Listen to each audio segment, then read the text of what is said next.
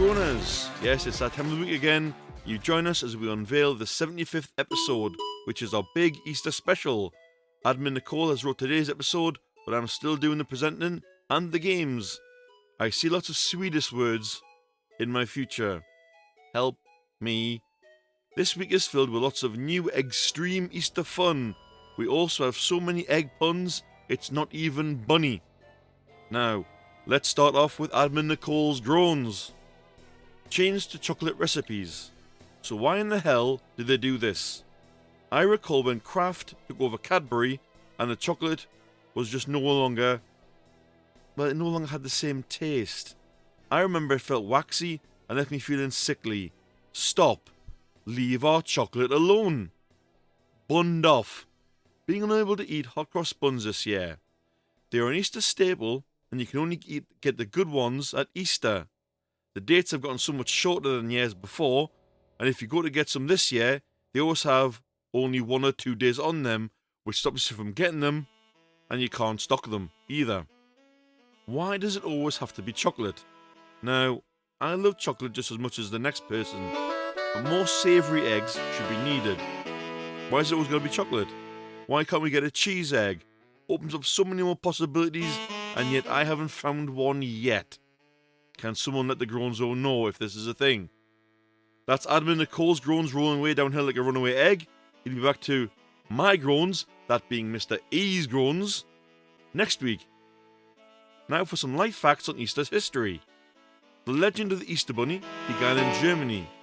The bunny was originally known as Osterhase. A legend said that a poor woman living in Germany would decorate colourful eggs and hide them in the garden for her children to find. However, as soon as the eggs were found, a hare was seen hopping away, which led to them to believe the hare left the eggs for them. The legend is thought to be the origins of the Easter Bunny. Interesting, that. Yeah. You learn all sorts doing podcasts, you really do. Bouncing over to our first game. Yep, it's time for Yes or BS. Good luck, and try not to put all your eggs in one basket. Round 1, the 67% American clothing round. Option A. It was considered bad luck if you don't wear new clothes at Easter. Option B. In 2020, only 67% of American adults celebrated Easter.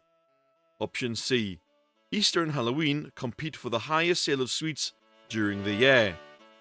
Go Groaners, give me your answers. If you play along live after the show, well, you're not playing along live. If you play along after the show, press pause, answer, unpause. What do the Groaners have that play along live? Oh, they've gone for A, B, and C. We have a spread. Okie doke. Moving on, we go to round number 2. The Lunar Bunny Pretzels round. Option A. When it comes to the Easter Bunny sweets, 83% of people start with the ears. Option B. Pretzels used to be part of the Easter tradition. And option C. The lunar cycle decides the date when Easter falls. Same thing. Go Groaners, give me answers now. You play them after the fact, you press pause, you answer unpause. Ooh, a lot of people are indecisive here. They've gone for both A and C. Okie doke. Interesting. Moving on. Round number 3. The Ultimate Easter Peep Round. Option A. In 1953, it took 36 hours to make one Peep Sweet. Option B. 75 million chocolate Easter bunnies make the ultimate sacrifice over Easter in America. And lastly, option C. Easter falls during autumn in Australia. Same as before, Groaners, you know what to do.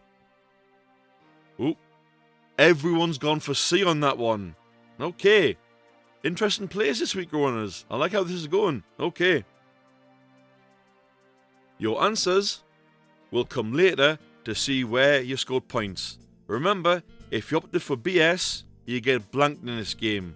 So if they say round 1, you got blanked, you get no points. Then the second one, you get a point, you got a point. There you go. You know how it works, Groaners, you know by now. Anyway, let's not wait for the eggs to hatch and crack on with Oh Unclucky! This week's Unclucky goes out to a shop on Orkney Island who made a small blunder with their numbers.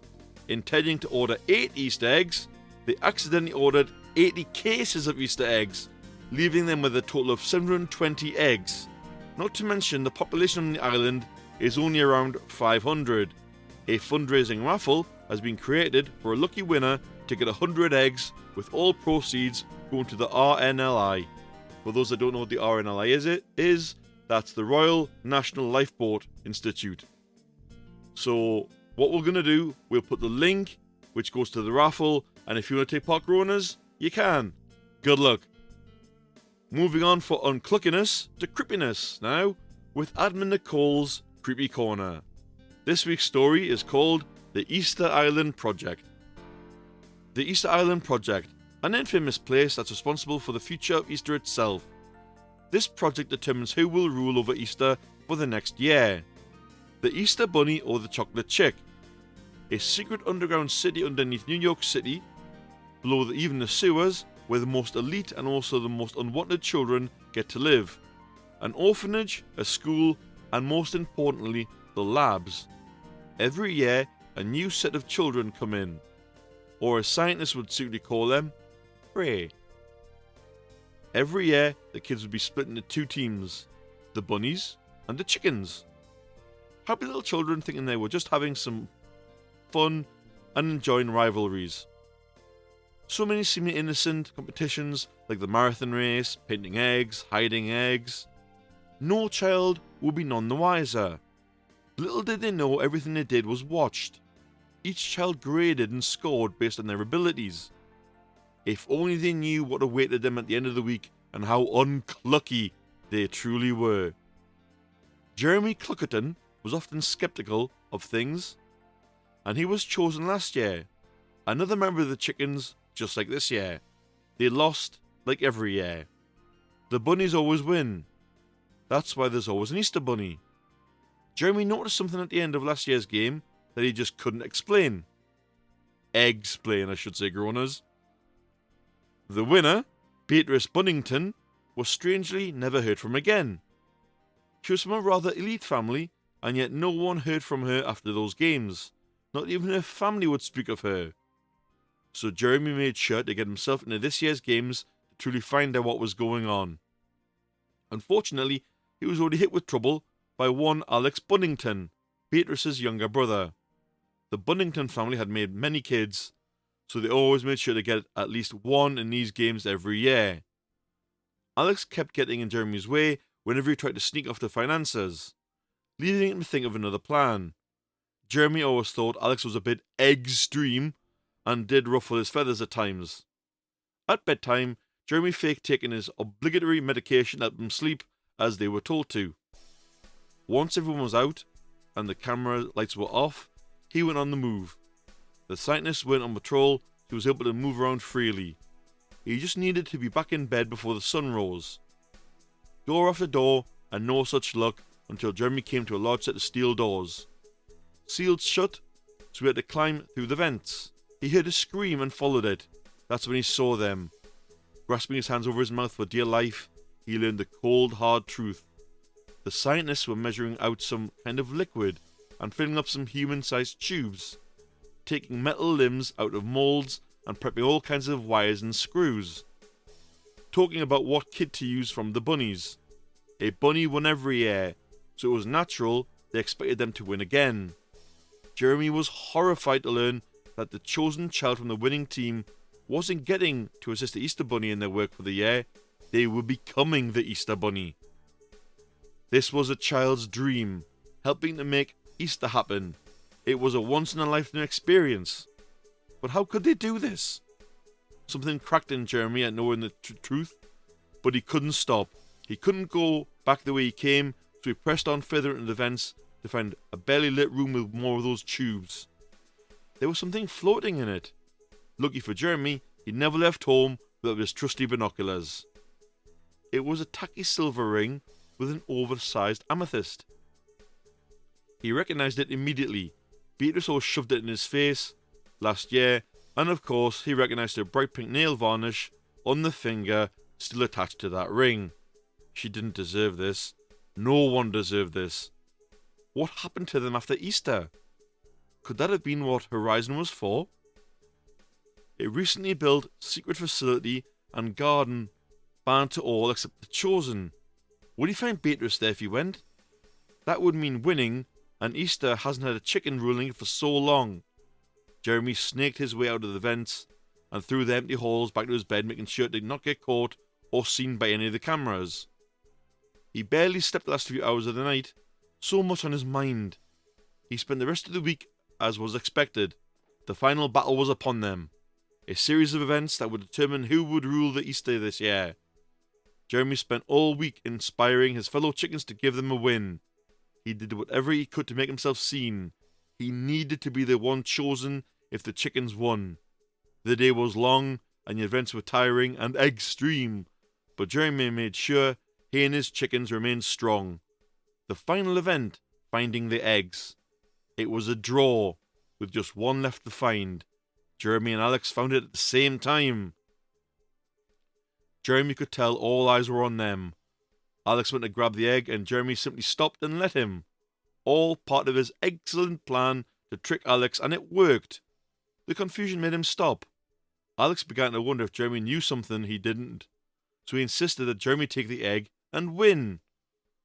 Alex felt a rush of extreme joy and cluckiness. I see a lot of egg puns in this story. The back and forth went on for a bit before Alex just grabbed the egg and forced it in Jeremy's hands. The plan worked. The chickens won and Jeremy was chosen. He smiled with a tear in his eye as he said goodbye to his new friends, knowing the fate that awaited him. He left a note in their dorm telling them that he would end the madness and he would save Beatrice and everyone before her. He would become the chocolate chicken and rule over Easter, but not in the way the scientists wanted. Even through the pain and the exhausting horrors he went through to become the chocolate chicken, he would not give up. He would remain in control no matter what. He was going to destroy everything and everyone who planned this, but not right away. He needed to know they were of no use to him anymore first. From this day forward, the reign of this chocolate chicken would forever be known as Beaster. If you want more of these epic stories written by myself, aka Admin Nicole, here talking through Mystery Groaner, make sure to tune in again next week when Creepy Corner returns. And I want to add to that, that was an extremely good story this week, Admin Nicole. Well done. We now move on to the audience groan now, from the Easter Bunny himself. The thing that gets in his fluff the most is the chickens.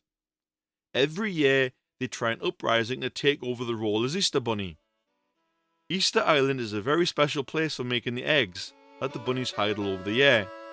Yet every year, the chickens act as security and protect the island from being discovered, but it's never enough. Not to mention complaining about our sacred rocks.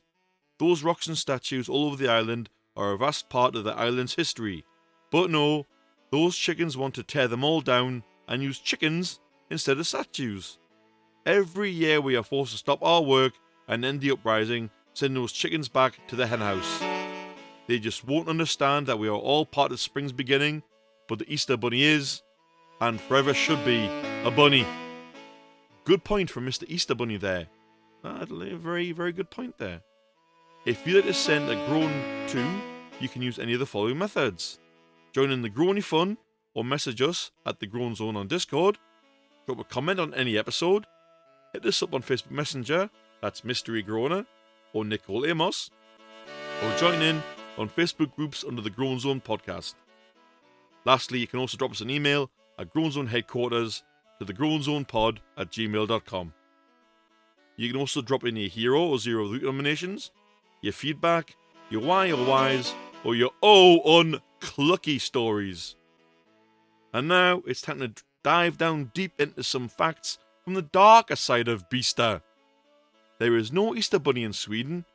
Instead, they have, and I must apologise because I'm probably going to butcher all these Swedish words, they have Påskäringar.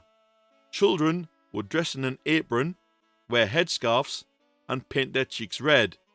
They then visit neighbours with their Easter baskets, handing out Easter drawings and asking for sweets. This dates back to the 1500s, when it was believed that witches flew over Sweden to meet up with the devil in, and again I'm going to apologise how this sounds, Blackgilla Mountain.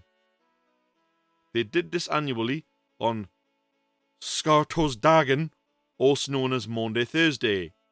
Bonfires are used to keep witches away, and this tradition has been extended to Valborgsmässoafton, which is the last day of April. Bonfires are lit on this day to welcome in spring. Again, I apologise to any Swedish people listening. I am sorry for butchering names here. And now we switch it up with another game in the form of Gimme the Question. Round 1. Your answer is fries. Your questions are: number 1. What company used to own the cream egg? Number 2. What company commercialised Easter first? And number 3. What company was contracted under Lindt Chocolate to make Easter bunnies to help with demand every Easter? Go Groaners. Pick your question. What you got? Ooh, everyone's straight in there with A. Okay, Groaners. We'll move on anymore. Oh, couple for B there as well. Alright. Okay. Moving on, round number 2.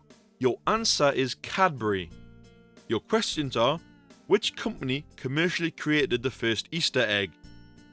Number 2. Which company is credited with making the first commercialised Easter bunny? And number 3. What company fell out with Hershey's chocolate over copying of Easter ideas? Far away, Groaners. Give me those answers.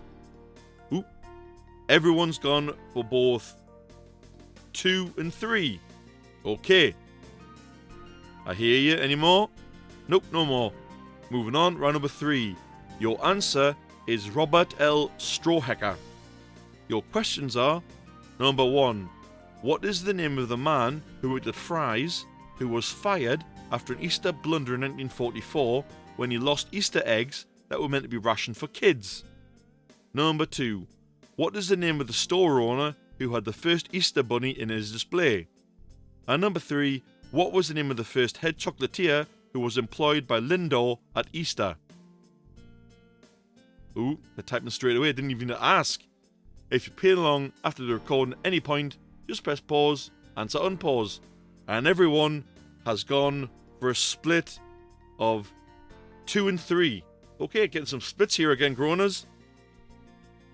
Did the Easter Bunny smile on you with points? We will see soon enough, but now we must ask, why oh why? One such Easter-themed trend is the carrot tan. It is to be believed by some that eating 3 carrots a day will give you a natural carrot tan. Carrots contain beta-carotene, which whilst they boost melanin production, which results in a tan, however carrots will not give any UV protection, so even if you ate a load of carrots, you would not be safe from the sun's rays. The things people come up with for a quick way out. I've just got to ask, why oh why? From why oh why now to the zero of the week. And this week's zero goes out to the man planning an Easter egg heist. This man, armed with nothing but a metal grinder, set out to put his plan in motion. His motive was unknown, but he must have really loved cream eggs to plan to steal 200,000 of them. Using an already stolen tractor unit, he succeeded in his plan and towed away the chocolate that totaled £31,000. After driving onto a motorway and being spotted by police, he decided to surrender and lose his haul before facing a year and a half in jail. The police saved Easter, everyone! Yay! Our last game of this week's episode is the torturous What the Hell Am I? You know this one, Groaners. You see the picture on the show notes and then you put your answer either in the comments, email it in, or just think what it is. Your clue is, I will help you create deliciousness over Easter. Just to say again, if you're on Spotify, you will not see it. You must join Discord, Facebook, or look in the show notes on Podbean. Okay? I don't know why this happens. It's just one of those things. I can't stop that. Your answer for What the Hell Am I will come next week. And just before we go, it is now time to announce the answers to this week's games. Anagram anxiety. So from last week, your answer to last week's anagram was spexophobia, which is the fear of wasps and their stings. Yes or BS answers now. Round 1, the American 67% clothes round. Option A, you went for this one. It was considered bad luck if you don't wear new clothing at Easter. False. Although it was old superstition that said you have good luck the remainder of the year if you wore a fresh new wardrobe. Option B, you went for this one. In 2020, only 67% of American adults celebrated Easter. False. It was 77%. If you went for option C, Easter and Halloween compete for the highest sale of sweets during the year, it's 100% true. Because of course, Easter and Halloween, imagine how many sweets are bought. Round 2, the Lunar Bunny Pretzels round. If you went for option A, when it comes to Easter Bunny sweets, 83% of people start with the ears. That's actually false. Around 59% of people decide to feast on the ears of their bunny sweets first. If you went for option B, pretzels used to be part of the Easter tradition. This is true. Throughout Europe, pretzels were once thought to be a symbol of good luck, long life, and prosperity, and with the 3 holes representing the Holy Trinity.